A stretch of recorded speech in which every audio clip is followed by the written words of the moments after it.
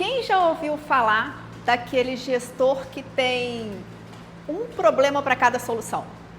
Já ouviram aquela pessoa que sempre que você tenta buscar uma solução, ele coloca um problema? Tudo que um gestor não precisa fazer é isso, né? Então, quando a gente vai falar de gestão, quem tem a oportunidade de participar de uma gestão, a primeira coisa é ser apaixonado por problemas. Quem é apaixonado por problemas consegue trazer soluções. Se a pessoa não for apaixonada por problemas, ela está no lugar errado. É óbvio que os problemas têm que ir ficando cada vez mais fáceis de serem resolvidos, né? Pelo menos aqueles recorrentes. Porque quando a gente tem os mesmos problemas sempre e nada é melhorado, nada é resolvido, ninguém aguenta ficar na gestão. Então, a questão da gestão é amar problemas com soluções que a cada vez, para aquele problema, vão ficando mais fáceis. Não que não vão surgir outros aí que são também desafiadores. Você passa para mim? Antes de passar, eu queria... Hoje teve o huddle? Não, ontem então. Conta pra... Algum problema que teve no huddle? Algum problema que a gente precisasse resolver que teve no huddle? Normalmente, quando a gente fala sobre estrutura, não está na mão do gestor. A estrutura está na mão de alta gestão, no nosso caso está na mão de secretaria. Então, não adianta a gente trazer para cá, tipo assim, olha, está faltando roupa, mas isso aí é o contrato. Se for o contrato, não adianta a gente discutir aqui processo que a gente não vai conseguir resolver sem ter a alta gestão participando. Então, aí vamos supor, monitor. Qual é o problema do monitor? É a inexistência, porque o contrato não está funcionando, é de estrutura ou são processos que a gente precisa ver? Porque quando a gente traz aqui para entender a gestão, a gente está falando de corrigir processos e fazer melhorias nos processos. Não que a gente não possa colocar na melhoria de gestão a questão estrutural, mas aí a direção tem que estar junto, porque a gente não banca, né? Então, a gente tem que enxergar em que nível de poder decisório que a gente tem. O nosso poder de decisão é o quê? Melhorar processos, né? Quem pode melhorar estrutura? Alta direção e Secretaria de Saúde. Isso fica claro para vocês, porque senão a gente fica sofrendo, ou então a gente pega para a gente problemas que a gente não consegue resolver. E aí fica aquela loucura. Então, o que a gente consegue resolver é treinar pessoas, qualificar pessoas e melhorar processos. Dependendo onde tiver, nem pessoas, às vezes, a gente não consegue gerenciar, a gente até consegue, né? Mas não consegue, às vezes, tirar alguém de uma equipe que está causando muito dano e tudo mais. Mas algo de processo. O monitor foi processo ou é estrutura?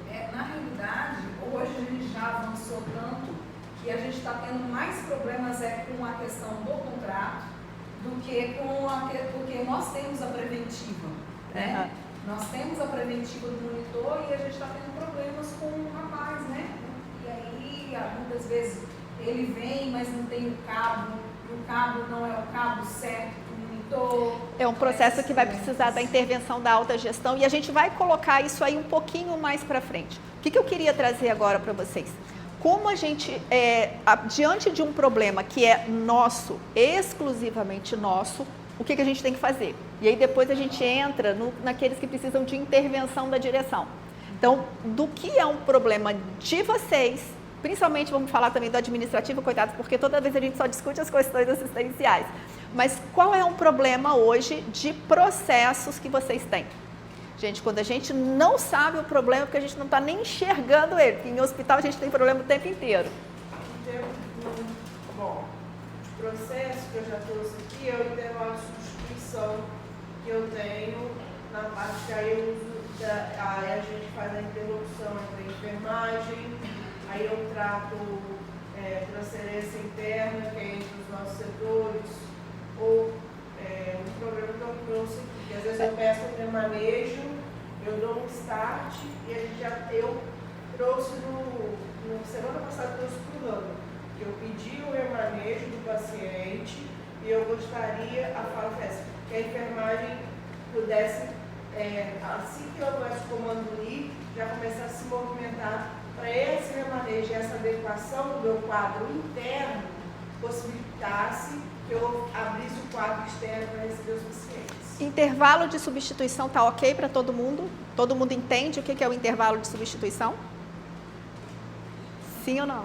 Não?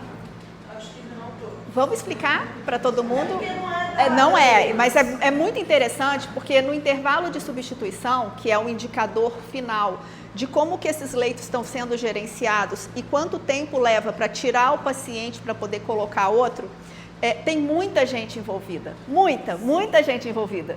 E aí a gente fala assim, se eu não tiver a roupa de cama, está envolvido. Se eu não tiver então envolve tudo. Quando eu falo assim, ó, meu intervalo de substituição está alto. Intervalo de substituição não é somente as trocas internas, você está falando mais de troca interna, mas as trocas externas também, de um paciente ter alta para outro entrar. Então, o que a gente está vendo? Quanto a gente é eficiente para conseguir tirar pacientes e receber pacientes, tirar pacientes e receber pacientes. No caso dela, ela precisa fazer essas trocas internamente para receber paciente externo. Ok? Intervalo de substituição para todo mundo. Então, esse aí é um indicador que fala quanto a gente é eficiente para dar alta ou daquele leito ou para fora e repor esse paciente. Então, isso aí é bastante interessante.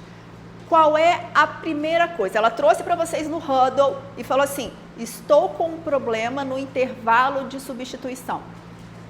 Ela já deu um nome para isso, mas qual é o nome desse processo? O que está acontecendo nesse momento? Eu já até falei qual que é o nome do processo. Não é intervalo de substituição. Intervalo de substituição é a medição dele. Qual que é o nome do processo? Qual que é o nome desse processo? Se a gente não der nome às coisas, a gente não consegue entender onde é que está o problema. A transferência nem ser interna, O nome do processo, o nome do processo. O que a gente quer corrigir? transferência, nem isso. E o tempo, a redução do tempo. Vamos lá, vamos exercitando. Qual é o problema? Qual é o problema hoje? A demora. Demora é um problema. Mas o que não... Quem que deveria estar As pessoas, né? fazendo? As pessoas estão envolvidas nesse processo de intervalo. Vocês entendem que um paciente sair de um leito, ele é uma alta, ainda que alta transferido? Sim. Então, o processo é alta. O processo que ela está se referindo é o processo de alta. Esse paciente recebe alta do leito. Pode ser alta óbito, pode ser alta melhorado, pode ser alta curado, pode ser alta transferência. Eu imaginava que alta era só para Sair de... não. Então, o que acontece? Se a gente não identificar qual é esse processo, eu não consigo resolver. Então, eu estou falando que eu preciso dar alta para aquele paciente, preciso tirar aquele paciente ali daquele leito. Bora tirar o paciente então desse leito. Já entendemos qual que é o nome, primeira coisa, demos nome ao bichinho. Se eu der um nome errado ao bichinho, o que vai acontecer com a nossa solução? Não vai funcionar. A gente vai fazer pessoas fazerem outras coisas e a solução não vem. Então, quando a gente fala assim para a pessoa, porque eu quero que a enfermagem, não sei o quê, qual é o próximo passo que eu tenho que fazer antes do comando, antes das minhas solicitações e tudo mais, para eu identificar, a partir do momento que eu dei o nome, o gestor precisa fazer o que depois de ter dado o nome para o problema? Qual é o próximo passo? Tem um antes. realizar a estratégia para poder executar. Tem um antes. Gente, eu não consigo andar de saia porque eu adoro ficar sentada assim e é o caos. Qual é o próximo passo? Antes de eu me mexer, Eu tenho que planejar, estudar o problema. É porque existe complexidade da alta, né? Quando é uma alta da UTI, é uma maneira. Quando é alta para casa, é outra. Quando é alta... Eu vou falar para vocês a coisa mais óbvia do mundo. Onde é que está o protocolo? Onde é que está descrito? Eu não posso mandar ninguém fazer nada se eu não tiver o documento descrito. Entendeu? Então, eu tenho duas formas de ter um documento descrito. Ele pode estar na lei, e aí eu vou recorrer à lei e ver lá se eu sei efetivamente como que tem que ser, se aquilo ali está sendo implantado, se está certinho e tudo mais, ou então eu pego o POP, pego o protocolo. Não posso mandar ninguém fazer nada se eu não tenho um documento descrito. E aí é muito interessante, boa parte das vezes que a gente vai analisar um evento, alguma coisa assim, aí a gente fala assim, primeira coisa, temos no meu processo, me dá o protocolo. Cadê o protocolo? E não adianta eu continuar. Não adianta eu continuar, né? Não adianta eu dar continuidade. Às vezes a gente vai olhar o protocolo e sabe como é que ele está? Totalmente errado. E aí a gente precisando de atualização e tudo, e a gente fala assim, tá, mas como é que eu vou falar para alguém fazer algo se não está descrito?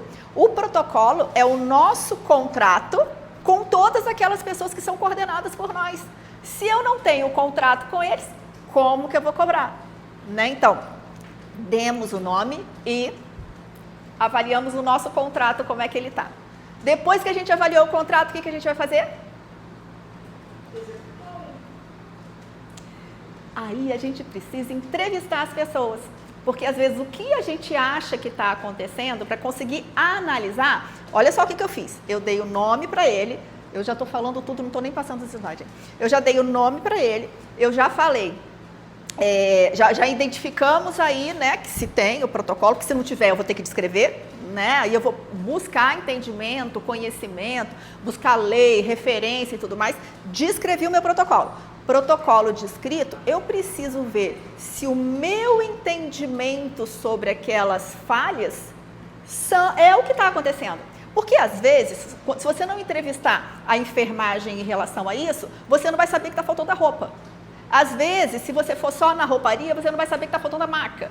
Às vezes, você não vai saber que tem um outro processo de um outro setor descrito falando que tem que fazer tal coisa antes de tirar do leito. Ah, não, às vezes está lá no protocolo, sei lá, de enfermagem, que para trocar de leito tem que dar banho.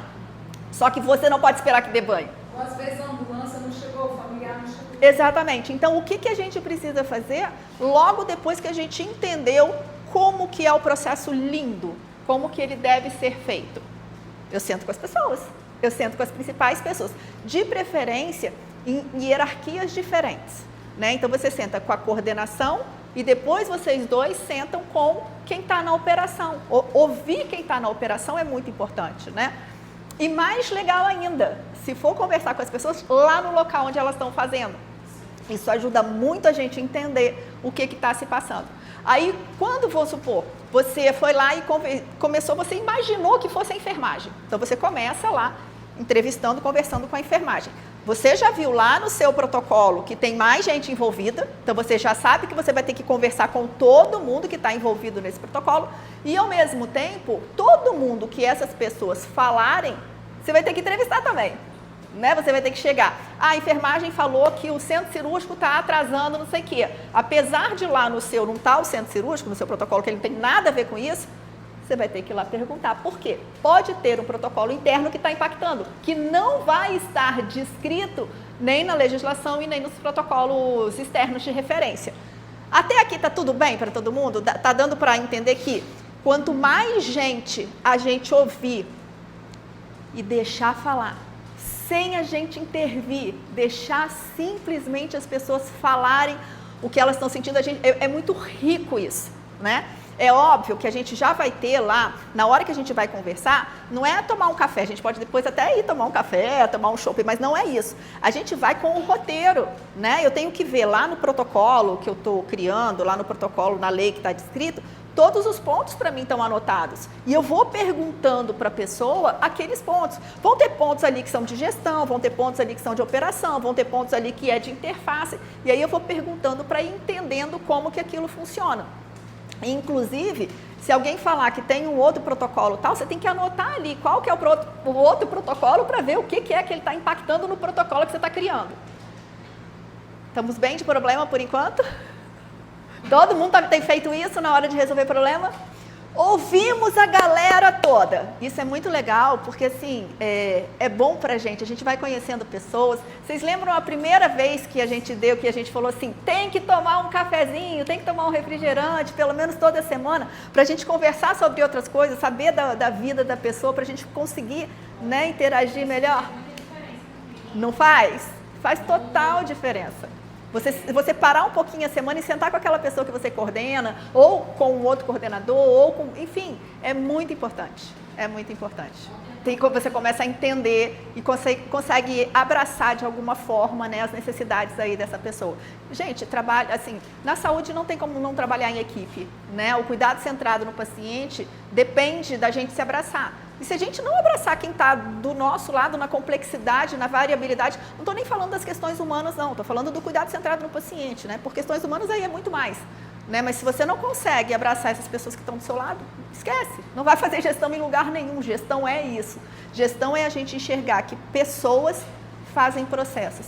O processo não se faz se não existirem as pessoas, né? Então, basicamente, para a gente fazer gestão, a gente faz gestão de pessoas. Né? Principalmente na saúde. Em outros locais que é mais automatizado, sei lá, aviação, apesar de que está caindo avião para caramba, vocês perceberam que é o quê? O que está acontecendo? E é o que vai acontecer na saúde também, tá? Facilitou, diminuiu a fiscalização, né? Aumentou muito o número. Entram pessoas sem conhecimento, sem treinamento, cansadas, qualquer um pode. E vocês vão ver como vai estourar para mais 2, 3 anos eventos em saúde. Vai bombar. Quem estiver trabalhando com isso vai arrasar. Mas vamos voltar aqui. Então tá, conversamos com todo mundo, entendemos. A gente tem duas formas. Você quer passar alguma coisa? Está aí sentada? Deixa eu ver. Vamos ver o que a gente tem aqui. Deixa eu ver o que a gente tem aqui. Pode passar o primeiro, vamos ver. Aí a gente continua conversando, gente.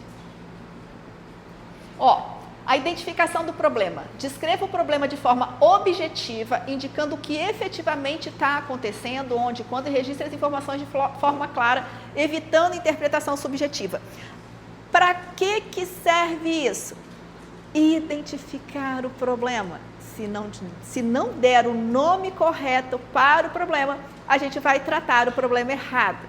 E assim, todos os processos em saúde, eles têm nome, né? Quando você vai ver lá na qualidade, você pega lá todos os POPs, arrumação da cadeira tem nome. Qual que é o problema? Arrumação da cadeira, né? Não adianta eu falar que é o auditório, porque eu não vou conseguir resolver. O problema é a arrumação da cadeira. O problema não é o auditório. Então, se a gente não der o nome muito certo para o problema, ele vai se perpetuar, a gente vai continuar tendo ele. Ok? Pode passar o próximo. Coleta de dados. Aqui o que a gente vai fazer? Observar o processo envolvido, registre os dados essenciais, avalie o impacto, colete as informações adicionais com a equipe. Antes disso, é aquilo que eu falei para vocês. Ele está considerando aqui que a gente tenha todos os nossos processos descritos e atualizados, né? Então, esse é um mundo lindo. A gente está lá sempre atualizando os processos a todo tempo. Mas eu tenho muito processo, às vezes eu esqueço, pelo menos aí uma vez todo ano. São processos assistenciais, pode ser a cada 2 anos. Mas assim, se a gente não encontrou uma falha, atualiza o processo, tem alguma coisa de errado. Atualizar não, às vezes rever. Pode ser uma coisa que passou ali, que estava num índice aceitável de falha, de erro, porque a gente não consegue 100% em todos os processos, mas a gente precisa revisitar aí esse processo. Pode passar, amor. Entrevistar os envolvidos. Então, depois eu coloco ali para vocês, antes de disponibilizar lá no YouTube e a apresentação, eu coloco ali para vocês a questão da identificação do processo, tá? Entrevista estruturada. O que é entrevista estruturada? É isso que eu falei para vocês. Não vão para lugar, não vá para lugar nenhum sem um roteiro, sem ter estudado antes qual é a entrevista que você vai fazer, quais são as perguntas que você precisa fazer e quais as respostas que você quer. Não é para direcionar, deixe as pessoas falarem. Porém, quando elas terminarem de falar, você pergunta aquilo ali. Não direcione para você não perder a informação que as pessoas têm, mas ao mesmo tempo não saia da conversa sem perguntar o que você precisa perguntar. Então, perguntas abertas, escutativa, não ficar interrompendo as pessoas e tudo mais, para a gente identificar todas essas causas aí subjacentes e esses desafios, que é o que eu estou te falando. Às vezes a gente tem o problema, o desafio que é para todo mundo, para todos os hospitais vão ter, porque é um desafio em saúde, ou não. O desafio pode ser porque tem um outro processo, um outro protocolo, alguma outra coisa que está batendo de frente ali com aquele. E que às vezes ele foi muito importante em algum momento, né? Foi criado porque estava o caos.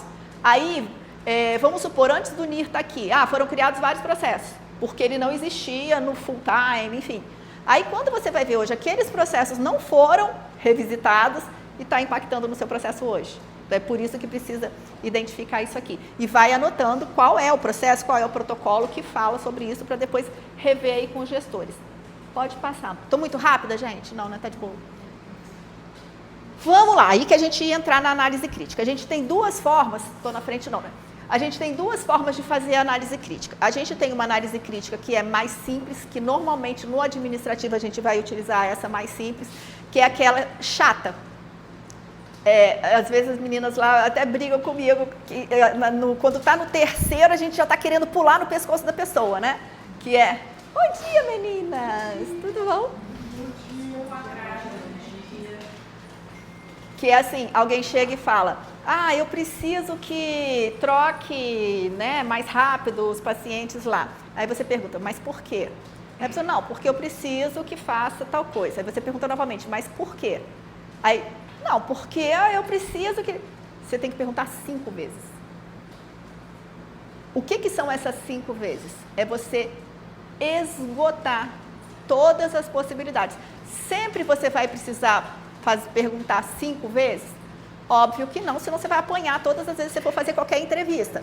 Mas assim, o que é a pergunta do porquê? Porque é você fazer a pessoa extrair a essência do problema. Você só consegue que a pessoa extraia lá a essência do problema na hora que você faz ela pensar novamente e ampliar, né, e mais profundo naquilo que ela está querendo te falar. Então, como é que eu uso esse porquê? Eu uso muito isso aí até na internet, que é assim, não entendi, me explica um pouco mais. Aí a pessoa responde assim, mas tem mais alguma coisa aí que você possa, então, em vez de ficar, por quê, né, que assim, é realmente um processo que pode gerar violência, pergunta para a pessoa, mas por que você pensa isso? Mas tem mais alguma coisa que você possa me dizer? Vamos conversar um pouquinho mais sobre isso? É para a pessoa chegar lá no ponto que às vezes ou ela não quer falar ou ela não tinha percebido ainda. É chegar lá na pontinha lá do novelo que a gente está puxando. Às vezes a pessoa te entrega aquele novelo todo embaralhado e na hora que você vai no porquê, você está puxando o fio dele, né? E chegando lá no pequenininho para ela conseguir te falar qual que é o real problema. Ok? Até aqui? Carinho dela. Você tá olhando, você tá só a cabeça assim, ó, aquele olhar assim. Ok, 5 porquês. E aí, o que a gente pode utilizar também? Esse aí, não, volta um pouquinho, amor. E aí tem outras ferramentas que a gente usa, tipo assim, o Ishikawa, que é aquele a gente avaliar, é o 6M, né? Material, método, medição, mão de obra, pessoas. Exatamente. Pessoas. Então, não, os meninos são muito rápidos. A gente pergunta o que já tem a resposta logo na hora. Então, olha só, gente, aonde que a gente vai utilizar esse diagrama de Ishikawa? Para questões mais complexas, né? E aí, para esse processo que ela falou de substituição, precisa de um Ishikawa? Ela vai saber a partir do momento do que as pessoas falarem. Se as pessoas falarem na entrevista pelo menos 2 ou 3 coisas diferentes, nós estamos com problema de pessoas e a gente está com problema de material, vale a pena abrir o Ishikawa, porque aí você vai ter um olhar mais amplo para avaliar todos os requisitos. Quando a gente usa o Ishikawa já de rotina, a pessoa falou um problema, você pensa, medição, método, tá vendo que eu não lembro novamente, né? Medição, método, material, meio ambiente, mão de obra, você já pensa. E aí você não precisa abrir um Ishikawa para você entender se aquilo ali tem mais impactos ou menos impactos. Mas, em questões assistenciais, a tendência é a gente usar Ishikawa praticamente em Todos. Por quê? Porque a complexidade e a variabilidade é alta. Então, a complexidade do que a gente está trabalhando é muita gente, é muito processo, tem as características do paciente, então, normalmente a gente vai usar Ishikawa quando for assistencial. Quando é administrativo, processo único, normalmente vinculado a um setor só, a tendência é os 5 porquês.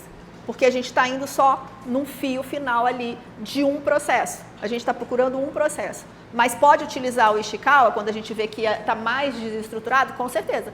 Né? Você pode utilizar qualquer um dos 2 métodos. Então, o mais importante é a gente saber aonde eu preciso me aprofundar, porque a complexidade é alta, é muita coisa envolvida, Ishikawa. Onde eu não preciso ver complexidade, é uma coisa mais linear, eu uso os 5 porquês. Ok?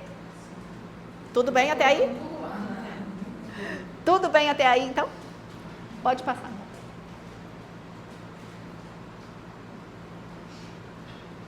Levantamento de alternativas. Então, apresente pelo menos 3 alternativas. Aqui a gente volta para aquela primeira conversa que a gente teve. Normalmente, quando a gente não segue esse passo a passo que eu trouxe aqui, a nossa primeira ação é: eu tenho um problema. O que eu faço? Eu coloco ele na bandeja e levo para a direção.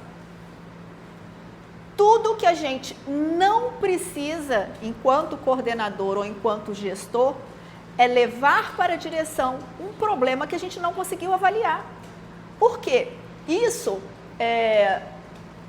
eu ia falar uma palavra, mas é porque, assim, para mim, a palavra incompetência é uma palavra que eu não tenho competência naquele momento para aquilo. Eu não vejo como uma palavra... Mas eu sei que para algumas pessoas falar em incompetência é algo... Mas o que acontece muito, quando a pessoa ainda é nova no cargo de gestão, ela ainda não está competente para assumir uma gestão, ela está aprendendo a fazer. Ou então, acontecem em outras situações que tem pessoas que para aparecerem, elas precisam trazer mais problemas do que solução. Então, existem gestores, né, que têm características de personalidade, pessoais que precisam, né, que vivenciam mais problemas do que solução. Mas, enfim, quando a gente está trabalhando com gestão efetiva, eu sou um solucionador de problemas. Se eu trago problemas em vez de solução, eu não sou um gestor. O que não tem problema acontecer logo que a pessoa está entrando, que ainda não está amadurecida no processo. Mas depois que já existe um nível de maturidade, que a gente fala aí em torno de 3 meses, né, 90 dias, que da pessoa conhecer a sistemática, vamos considerar que a pessoa que está entrando naquele cargo tenha um conhecimento da legislação para o qual está ali, né, vinculada e tudo mais, enfim. Mas é isso, 90 dias para você conhecer o processo, conhecer suas atividades e estar propondo soluções. Porque é isso, o coordenador propõe soluções. É basicamente isso. O gestor, de uma forma geral, ele propõe soluções. E aí tá. Vamos para o próximo passo, então. Aqui a gente está levantando as alternativas. Quantas alternativas a gente vai precisar levantar diante de um problema? Quando a gente está com determinado problema na mão, a gente tem que pensar pelo menos em 3 soluções. E as primeiras 3 soluções, elas são livres, né? Você pode imaginar a coisa mais maravilhosa do mundo que nunca a gente conseguiria implantar no local onde a gente está. Não tem problema, deixa a mente fluir. O mais importante para a gente conseguir propor soluções é a gente viajar, é a gente deixar a criatividade, é a gente juntar com pessoas e falar assim, falem o que vier na cabeça. Então, por que a gente fala de ter pelo menos 3 soluções? Porque pode ser que a solução que todo mundo acha que é inviável, o primeiro passo dela já resolva alguma coisa. Então, não descarte soluções que você, ao investigar, você encontrou no Einstein. Você encontrou... Não descartem. Ela pode não ser a primeira solução que você vai apresentar para a direção, mas ela tem que estar no hall. Porque às vezes a gente não sabe o que está na cabeça do diretor, o que está na cabeça, e às vezes já tem alguma coisa que está indo junto com aquilo. Então, nunca descartem as possibilidades de solução que foram estudadas, que vocês tiveram em benchmarking, que você... aqui não descartem essas possibilidades. Pode ser que ela não seja usada no primeiro momento, mas que se crie um caminho para poder chegar até ela. Então, a gente sempre fala de 3 soluções, né? É óbvio que as primeiras têm que ser as mais próximas, as mais factíveis e tudo mais, mas não despreze nenhum tipo de solução. E aí, quando eu proponho uma solução, se não for só um processo, uma mudança de processo, treinamento de pessoas, eu preciso ver o custo, eu preciso ver aí como é que eu vou fazer isso para poder desenvolver, como é que eu vou gastar. Então, o que a gente sempre tenta primeiro numa... E, ó, gente, importante, tá? Eu não posso levar para a direção uma correção de um processo que eu deveria ter feito na semana, um mês atrás, no ano passado, e que eu não fiz porque eu não fiz melhoria do meu sistema. Aí pode até chegar lá, pô, desculpa aí, né? Era para eu ter feito e não fiz. Mas eu levar um problema para a direção, que é uma correção exclusiva de processo. Lembra que a gente falou que processo é do gestor? Que quando é estrutura, quando é pessoas, é mais difícil, depende de alta gestão. Mas processo, o que está descrito, fluxo, é do coordenador, é do gestor.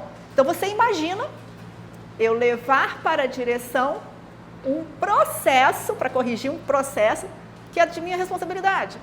É assinar o atestado de... Vou falar incompetência de novo, porque eu não gosto... Tem que mudar minhas palavras. Então, é isso. Analise ali, porque se for um problema de processo, e a direção precisa saber, às vezes, porque ou vai dar uma mídia, ou vai dar alguma reclamação, enfim, você vai chegar para a gestão e falar assim, ó, é um problema de processo, estaremos corrigindo, em X tempo eu te dou a resposta. Nem coloca o que eu vou fazer, porque, né, a gente devia ter feito um tempo aí antes. Ok para todo mundo isso aí? Agora, não, essa correção de processo, ela não é só processo. Eu preciso do auxílio da direção para fazer alguma coisa. Você vai fazer o quê? Olha, identifiquei todas as ações propostas são essas daqui, a primeira, a segunda, a terceira eu consigo fazer, a quarta, a quinta e a sexta a gente precisa de apoio da direção. Fechamos nisso aqui? É isso, tá? Então, ir para a alta direção sem uma análise do processo, aí vocês vão falar assim, mas e se na análise do processo vier somente estrutura? Mesmo assim, você precisa analisar. Quem que é o expert da área? Cada um de vocês. Então, se eu estou falando que eu preciso de uma mudança de estrutura, sei lá, da farmácia, quem que tem que falar qual é essa mudança de estrutura, como que deve ser feito, qual o embasamento, onde é que vai estar a legislação, o que precisa? É Davi. Então, mesmo que as alterações, né, as sugestões e as soluções necessárias sejam de alta direção, somos nós, os experts na área, que vamos falar aí como que a gente vai chegar até lá. Ok isso? Pode passar, amor. Avaliação da viabilidade. O que a gente está falando de viabilidade? A gente pergunta, é viável? É viável eu fazer essa mudança? Vocês já ouviram falar em produto mínimo viável? Produto mínimo viável é quando você resolve criar um produto, resolve criar um software, resolve criar alguma coisa, e aí o cara fala assim, olha, não dá para começar com 100% não. Qual é o produto mínimo viável para que isso aqui você consiga vender? Qual que é o menorzinho que faz você ter esse resultado? Então, é aquilo. Lembra da solução maravilhosa que eu falei para vocês? Que ele tem que estar, às vezes, ali na nossa solução? Você fragmentar ela até, no mínimo, que comece a dar um resultado. Então, não adianta eu falar, eu treinei pessoas. Somente treinar pessoas não vai mudar processos. Minimamente, se eu treino pessoas, eu preciso medir. Fazer auditoria, ficar ali sempre no pé. Só treinar pessoas não resolve o processo. Então, o mínimo produto viável nunca vai ser treinei pessoas. Ah, não, eu treinei pessoas e fiz mais isso. Ah, é possível. Então, vamos ver. Você treinou pessoas e fez mais isso. Mudou o resultado? É um mínimo produto viável. Se não deu resultado, não é um mínimo produto viável. Fica claro o que é a gente reduzir ao máximo para a gente ter uma melhoria a partir dali? Raramente, se não tiver muito desconstruído o processo, se ele não existir, a gente vai conseguir sair do 0 para o 100. Raramente. Agora, eu falo assim, não, eu quero melhorar em 3 meses 30%. Cara, eu salvo vidas com 30% de melhoria. A senhora fala sobre processos desconstruídos. Eu vou trazer um exemplo. Nós temos vários processos, entre eles um outro processo multi, que é a visita que a gente faz, a visita multidisciplinar. E aí, na avaliação de assiduidade, presença dos profissionais, participação dos profissionais no seu momento de fala, a gente estava conversando, né, nós, a NH, os atores, a Adriana, o grupo, que a gente observou que algumas coisas que vinham da visita por continuidade dos processos, que o start era ali, não aconteciam. E aí a gente pegou, fez uma análise, um questionário, os envolvidos participavam, responderam. E aí, dentro desse questionário, ele era simples, até a qualidade nos ajudou a alinhar as perguntas e os profissionais responderem. Dentro desse questionário, a gente teve uma resposta numérica, uma estatística percentual de pessoas que se viram inseridas no processo, entendiam o seu papel lá, achavam que era válido as colocações ou entendiam que a visita não era tão bem aproveitada como antes. E no final a gente perguntava se eles percebiam que poderia haver melhorias e sugerissem qual. Aí, a partir desse questionário, eu estou falando do nosso plano, né? Está o treinamento, um novo treinamento sobre o objetivo da visita multi, o papel de cada um, a fala de cada um. E depois disso, nós vamos medir em 3 meses, depois desse treinamento, para ver se isso melhora. Talvez não com um novo questionário aplicado à equipe, mas medindo as falhas dos processos, né? A gente espera que isso volte a diminuir, as falhas voltem a diminuir, seria isso? Então, eu entendo que o processo de conscientização, ele é anterior à ação e ao resultado que você precisa. Por isso que eu falo que treinamento acaba não sendo a melhoria do processo. Qual é o seu objetivo? Melhorar a qualidade das visitas. Por quê? Porque eu tenho perda de processo e dano aos pacientes quando a visita não é eficiente. Por quê? Porque isso gera atraso nos meus processos, atraso no tratamento, atraso nas altas. Por quê? Porque isso piora a comunicação entre as equipes também, isso piora a qualidade dos nossos registros. Por quê? Porque isso e porque isso gera uma alta com menor segurança ao paciente também. Tá. Os seus porquês, eles... não, é porque os seus porquês eles foram abertos, mas tá ótimo. Na realidade, o que você quer que as pessoas vão? E façam É isso. O que você quer que a pessoa vá lá, entendeu? Tudo bem, você acabou respondendo isso, mas o que você quer que ela vá lá? Se você quer que a pessoa vá lá, você acha que é o treinamento de conscientização que vai fazer isso? Não, a questão não é que a pessoa, quando ela for envolver, Não, ó que... fazer parte do plano terapêutico. Ah, não, olha só, vocês falaram que não estava indo. Não, aí todo mundo vai. Não, então aí são outros 500. As pessoas, então, então todo mundo vai. Todo mundo vai.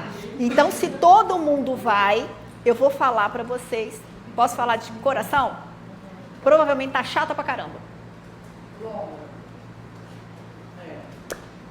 perguntaram aqui, eles não sabem o que é visita, A visita multi, o que que é? A gente para todo dia ou de tempos em tempos para fazer um huddle na beirada de cada paciente para poder falar por que ele está internado, por que não deshospitalizou, quais são os problemas. Então, é uma reunião na beirada do paciente com todo mundo que faz essa assistência para alinhar o que precisa para deshospitalizar o paciente. É o huddle só que na beirada do paciente. Não, Não. Mas essas visitas não têm que ser beira-leito. Não, é legal que seja beira-leito, né? Mas mas aí, o que acontece? Quando você fala assim, eu preciso deshospitalizar o paciente. A visita multi é para deshospitalizar o paciente com segurança. Ela é só para isso. Não tem outra importância que não seja essa. Eu posso pescar uma insatisfação, posso pescar uma coisa, mas o efeito dela é deshospitalizar o paciente com segurança. Quanto mais rápido eu deshospitalizo o paciente com segurança, mais feliz, mais satisfeito, menos evento, mais seguro. Então, essa visita é para isso. Ela está sendo para isso? O objetivo dela é esse. Não. Eu estou perguntando se as conversas que... Sabe por quê? Na hora que eu sei que eu vou perguntar, vamos lá. Adriana, tem alguma coisinha aberta para esse paciente? Tem, falta ainda. Ok. Qual vai ser a sua ação? Começar a tirar o leite. Ok. Úrsula, tem alguma coisinha aberta desse paciente em relação à qualidade? A gente tem que ver se a nutrição está ok, os laudos estão ok. Quanto tempo para poder resolver? Ainda hoje a gente corre. Você percebe que quando eu estou no comando de uma visita multi, todo mundo sabe que vai precisar responder rápido para quê? Anotou, sabe o que vai fazer? Tchuf. Visita multi é igual a huddle. Quem está lá sabe o que tem que fazer e sabe o que tem que pedir para o outro. Não consegui fazer porque não sei quem não fez o que deveria. Não é bate-papo, não é conversa, não é convencer ninguém de nada. É comando igual de huddle. A gente às vezes perde o time da visita multi e aí as pessoas... Porque não está dando comando o tempo inteiro. Então, quando as pessoas... E é super comum, é normal isso, né? Porque a gente vem de uma visita multi, antigamente, que a gente discutia quadro clínico de paciente, juntava todo mundo para discutir e falar sobre a doença do paciente. A gente já percebeu que não é isso, né? As visitas multi de discutir cada um, aí não é multi, né? Por especialidade. Os médicos vão lá discutir os diagnósticos, os enfermeiros vão discutir o cuidado, os fisioterapeutas vão discutir o processo lá, Quando a gente está em multi, eu não estou discutindo nada disso não. Quando a gente está em multi, eu só quero saber, sabe o que você tem que fazer, fez, não fez, atingiu a meta, é como se fosse checklist de plano terapêutico. A visita multi, ela é secundária à existência de um plano terapêutico e eu só estou checando para ver se tudo daquele dia foi feito. Se não foi, por que não foi e como é que a gente vai fazer? É somente isso. Uma visita bem bacana, não sei se você lembra disso, que a gente ia, Passava era no capitaneada pelo NI mesmo, e o NI chegava e falava assim, fulano de tal, ele está com o diagnóstico tal, são tantos os dias de internação. Exatamente. O que falta para esse paciente ter alta? E assim... E as pessoas iam falando... E aí, o que acontece? Muitas das vezes, e aí já é um passo a mais para o huddle, para as visitas e tudo mais, é o quê? É a gente estudar o caso antes. Então, se eu vou com o caso estudado, eu vou falar, a meta que não foi atingida é essa. O dono dessa meta, e aí? Precisa de alguém aqui para ajudar? Então, quando a gente automatizou a plano terapêutico com visita multi, não existe visita multi sem plano terapêutico. Visita multi sem plano terapêutico. Por quê? Quem vai me dar entrada, saída e as metas que precisam ser atingidas é o plano terapêutico. Se eu faço visita multi sem plano terapêutico, eu viro o quê? Bate-papo. Porque lá na visita multi eu só estou olhando se as metas foram atingidas. E, inclusive, era tão interessante que quando esse paciente tinha alguma comorbidade, além do que estava descrito, era feita uma nova IH e o faturamento faturava outra IH. Então, a gente tinha esse... A criação de um novo plano terapêutico, porque às vezes você está ali, não está atingindo, teve um evento, não sei o que, está faltando o quê? Novo plano terapêutico. Às vezes é preparado na outra questão. Às vezes estava priorizando que a gente não tinha. Aí a pessoa ficava e não conseguia. É muito... Mas ele pode ser de uma ampliação mesmo. O plano terapêutico aqui está bem desenhado, com metas? Tem a meta da internação, quais são os pontos médicos de medição, laboratório, o que se espera daquele paciente com 48 horas, 72 horas, os planos de cuidado, de educação do paciente, ele está bem estabelecido? Se ele não tiver bem estabelecido, esquece, porque você não vai ter visita multi. Não no formato que o NIR capitaneando. Pode até ter no formato assistencial e tudo mais. Mas nesse formato aí de gestão, não vai ter. Porque você quer resultado para que venha atingir a sua meta depois. Fica claro isso? Então, onde é que para mim, ok, você falar para as pessoas, mas não vai resolver. Puxa o fio. Puxa o fio. O que eu fiz com vocês foi puxar o fio. O problema está onde? No plano terapêutico. No plano terapêutico sem metas. Se tiver meta, cada um sabe o que tem que fazer e aí vai falar. Aí, quando eu vou lá para a reunião com o plano de metas, eu vou falar, Dria, era para hoje esse paciente aqui tá, sei lá, fora do respirador. Por que não tá? Ô, Úrsula, era para hoje esse paciente aqui ter acabado a antibiótico terapia. Por que não acabou? É isso. E aí, se não tem nada ali, gente, ó, o senhor Carlos, meta batida, pula para dele. Eu não vou discutir um paciente que está com o plano terapêutico todo pronto. Então, para quem que é a visita multi? Para quem não está cumprindo as metas do plano terapêutico. Se a pessoa está cumprindo as metas do plano terapêutico, eu não tenho por que passar visita nessa pessoa. Ela é secundária a um plano. Só para acrescentar a questão, o plano terapêutico sempre um desafio das instituições de entendimento e colocar em prática. Né? Então, a gente trabalhou com a equipe da NH, a divisão do plano de diagnóstico, o plano de tratamento e o plano de alta. Por isso que trabalha com esse plano. Só que eu estou percebendo também, só para contar com a Camila, que às vezes não está tão objetivo porque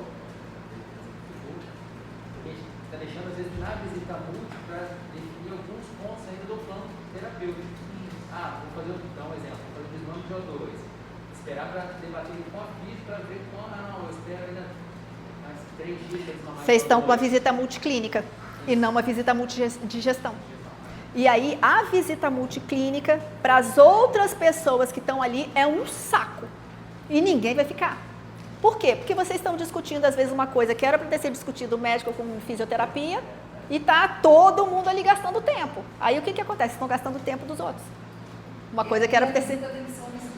Ela é de gestão. A gente passava, geralmente, próximo do leito do paciente, porque a gente já vinha com respostas tão prontas, e aí não tem problema você falar na frente do acompanhante, do paciente. Não, é checagem de meta. É importante eles saberem, porque Fica claro. eles não sabem Fica claro? como é que é o conteúdo. Agora você falou processo desconstruído, eu pensei, porque quando eu falo de processo, assim, e não só, às vezes, fica puxando muito para a parte espacial, mas porque nós somos administrativos, mas nós somos estratégicos. Então, a gente tem que debruçar sobre a prática do hospital para tentar entender tudo. Você é a principal interface. Você está ligando tudo ali. E aí, quando a gente fala de planejamento, na minha cabeça, igual você falou, olha a cara dela, porque na minha cabeça, eu começo a ver as pastinhas. E aí, a gente fala de plano, aí ele fala de aplicar o plano, medir o resultado dele, e a partir desse resultado você vê aonde você precisa voltar ou não. Ok, alcancei o meu objetivo, era 30%, então eu vou avançar. Era 25%, enfim, eu vou precisar rever. Mas aí quando eu falo de processo desconstruído, eu vou colocar, porque eu entendo que não é só do que não está acontecendo, mas também eu preciso ampliar. Você precisa enxergar o seu objetivo. Sim. Porque, olha só, como que a gente analisa qual é o objetivo que a gente precisa atingir? Se você mexe em algo que é mais recorrente, você amplia a sua chance de solução. Então, eu tenho lá, o problema que eu quero resolver, ele tem relação com material, com método, com medição e com pessoas. Só que pessoas têm um impacto em 70%. Eu vou fazer tudo? Não! Eu vou mexer com as pessoas. Então, quando a gente desconstrói, a gente identifica onde é que está a maior recorrência. Às vezes a gente acha, nossa, mas o absurdo não ter a porta laranja que a lei fala que tem que ter. Gente, é óbvio que a gente tem que cumprir a lei, tá? Tô só brincando aqui com vocês. Mas a porta laranja, o impacto na solução do problema, ela é baixíssima. O que vai realmente... O que as pessoas estão te falando? A visita tá chata. E elas não estão entendendo a visita chata, não é porque elas não sabem a importância. É porque a visita não está sendo importante. Entendeu? Por que ela não está sendo importante? Porque a visita não está em caráter gerencial. Ela está em... Perdeu o formato. Redesenhar, é aquilo que eu te falei. A gente saiu de uma visita multi, que ela foi implantada sem existir plano terapêutico. A gente começou a fazer esses rounds, que aí a gente passou a chamar de visita multi, que não é, né? A gente começou a fazer esses encontros para discutir o quadro paciente, cada um deu uma ideia aí de como fazer e tudo mais. E quando ela vem no formato gerencial, a gente não consegue se descolar daquele formato assistencial que ela começou. Então é a hora da gente identificar. Só existe justificativa de uma visita multi se existir um plano terapêutico e que não estiver com as metas atingidas. Pensa numa visita multi por paciente. Você só tem um paciente internado naquele hospital. E aí, você tem um plano terapêutico desse paciente, o plano terapêutico está atingido. Você vai fazer visita multi? Não. Esse paciente internou, ele tem uma pneumonia, então tem um diagnóstico, ele tem uma pneumonia, ele tem que tomar o antibiótico em tanto tempo, ele tem que estar sem febre, ele tem que estar com a alta programada para não sei... Hoje tá tudo. Vou passar a visita multi por quê? Pula ele. Exatamente. Então eu só faço... Inclusive, quando a gente deixa para fazer só nessas reuniões, essas análises clínicas, a gente, em vez de adiantar e chegar à meta, a gente está atrasando. Exatamente isso. Exatamente isso. Não, deixa para o dia da reunião. Não está tendo aquela conversa entre os profissionais antes, através de evolução, através do... Você tocou numa coisa muito importante. Gente, meio dia a mais de internação de um paciente dentro de uma instituição. Isso começa a gerar um caos. E eu não estou falando caos só para o NIR, não. Eu estou falando de evento, eu estou falando de danos causados ao paciente, aos familiares. Então, assim, a gente não pode, quanto mais a gente puder abreviar a estadia de um paciente num local de altíssima complexidade, eu fico em pânico em ter que entrar dentro de um hospital, gente. É só você pensar quantas pessoas vão passar em um dia na sua assistência. Aí pensa, desde a pessoa que está monitorando os gases, da pessoa que está monitorando energia, esgoto e tudo mais, até aquela que está administrando a medicação. Todo mundo tem que estar fazendo o que tem que fazer, tem que estar bem, né? Não pode estar mal naquele dia, evitar de estar tomando medicação. Todo mundo tem que estar bem integrado. Como vocês já perceberam que o hospital é o local mais complexo que existe?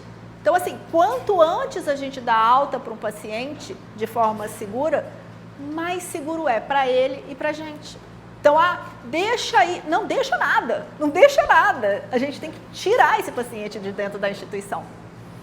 Pode passar, moça. Ok? Pode falar.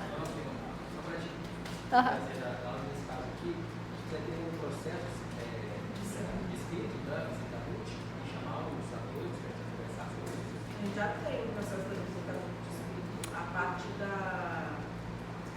da forma como a gente faz, né? Mas eu acredito que então a gente precisa rever o processo para melhorar ele, para trazer, como a gente falou aqui, né? É um processo para se moldar o olhar da gestão.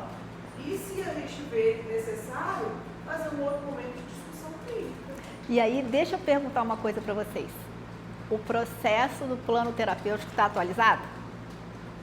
Porque se ele é o start principal, não adianta mexer na visita multi sem ir lá e olhar o do plano terapêutico. Porque não vou ter o plano terapêutico, não vou ter as metas, eu vou discutir o que na visita multi? Precisa estar na melhor forma possível? Óbvio que não. A gente não vai deixar de fazer a visita multi e tudo mais. Aí o que a gente faz? O mínimo produto viável da visita multi. Quer saber o quê? Dia da internação, dia da saída. Gente, o que tem de errado? O melhor dos mundos seria eu já chegar lá com as metas não atingidas. Ah, mas eu vou demorar para implantar. Você vai perguntar. É isso. Você vai perguntar, fica mais fragilizado? Fica, mas aí todo mundo participa rápido e cada um fala o que está faltando. Das perguntas dentro da reunião, Já muda a sistemática. Eu acredito assim, dentro do perfil da instituição, perguntar a todos, mesmo que a gente entenda que não tenha, não é o nosso problema. O problema está na assertividade do plano terapêutico. Aí, talvez o treinamento não seja de trazer a pessoa para próximo do processo. Talvez seja em como responder na visita multi. O que vocês querem? E aí, o que a gente precisa? De um checklist. Porque eu até tenho uma pergunta que fala assim, você entende o seu papel dentro da... Porque nessa pergunta a gente faz. Quando eu falo se você entende o seu papel dentro da sua função, é o que você tem que trazer como resposta do que você faz. Então, se eu vou lá, o que eu tenho que levar? Mas para a visita multi é a meta. É o quê? É a meta atingida. Porque olha só, a Adriana é a fisioterapeuta. Ela entende a função dela? Sim. Fazer fisioterapia, trazer a melhoria do paciente, fazer isso. Ah, e na visita multi, o que você tem que trazer? Se eu atingir a meta. É sim ou não? Eu não vou trazer assistência para a visita. Porque vocês estão trazendo assistência. Isso, essa aí que tem que trazer no treinamento então. Quando você vem nisso, o que você vai trazer para ela? É a meta, é o resultado. Olha, do que você programou, você entregou? Se não entregou, por que não entregou? Porque se você entregou, sim. Se você não entregou, né? Não é você não entregar. Às vezes a condição do paciente não deixou, às vezes a condição de estrutura, faltou alguma coisa, não deixou. É esse não conseguir... Mas o que fazer a partir do que não conseguiu? É porque assim, eu não consegui por quê? Eu não consegui por algo que era meu, eu não consegui por algo que era estrutural, ou eu não consegui por algo que era de Simone. Se foi por causa de... Simone, vem cá. Se foi por causa minha, toma vergonha na cara, né? Enfim. E se foi por conta de algo estrutural, direção, vem cá. Então, conseguiu ou não conseguiu? Consegui, pula. Não consegui, por quê? Direção, Simone, eu. Se for você, pula também, né? Que aí você vai ver, se for você, nem fala, pede desculpa, igual aquela história que eu falei, pede desculpa e sai, se o problema for o processo. Pede desculpa, entendi o recado, vou resolver isso aí hoje. É algo de interface? Putz, precisamos, normalmente essas pessoas estão ali na visita, né? Ou então pode ser que esteja em outro e aí essa pessoa vai marcar com a outra, a coordenação dessa pessoa vai marcar com a outra coordenação para resolver, enfim. E se for com a direção, aí pode chamar alguém de intervenção, pode ser o coordenador, pode ser qualidade, enfim. Tá? Mas o problema é a visita multiassistencial pela falta do plano terapêutico. Toda vez que a gente não tem o plano terapêutico, a gente traz visita multiassistencial, como se fosse entrar no lugar do plano terapêutico. E plano terapêutico não pode deixar de existir, né? Nós estamos indo para a proposta final, gente. Alguém tem... O recado que eu queria dar para vocês é o seguinte.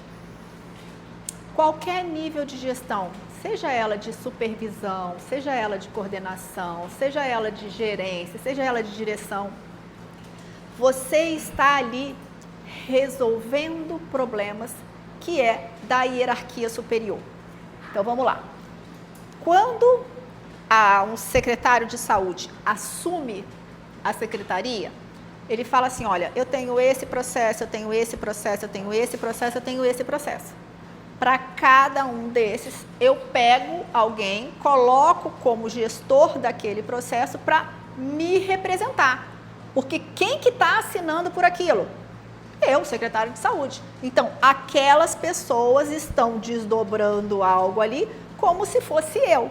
Óbvio que com as suas responsabilidades, com o seu conhecimento técnico e tudo mais, mas são pessoas que eu coloquei ali para serem os meus braços para desdobrar aquilo que a gente precisa desdobrar.